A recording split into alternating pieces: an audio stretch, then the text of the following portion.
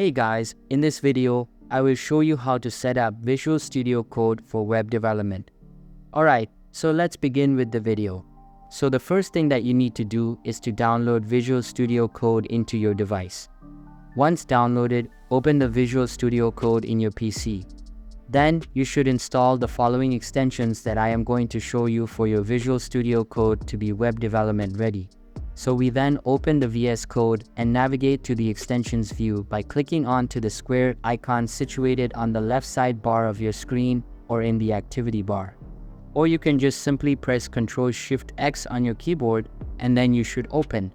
You should be able to open the extension speech on your Visual Studio Code. So then for the first one, we are going to install Live Server. So right here, then once you see this one, you just need to install it into your Visual Studio Code. So this launches a local development server with live reload feature for static and dynamic pages.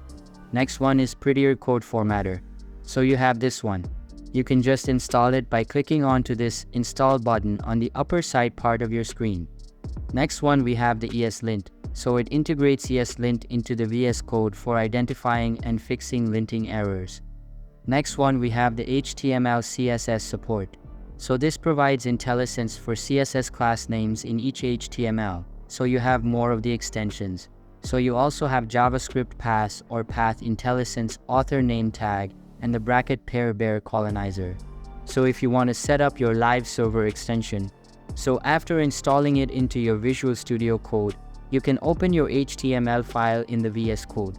You can right-click onto the editor and select Open with Live Server to launch a local development server, and your default browser will open, displaying your web page with live reload capabilities. And if you haven't already, for customization, you can install a theme extension to change the appearance of VS Code. And you can search for themes in extensions view and install one that suits your preference. And you can just set the installed theme by navigating to the file. Go to the preferences just like so. Select theme or color theme under the theme section.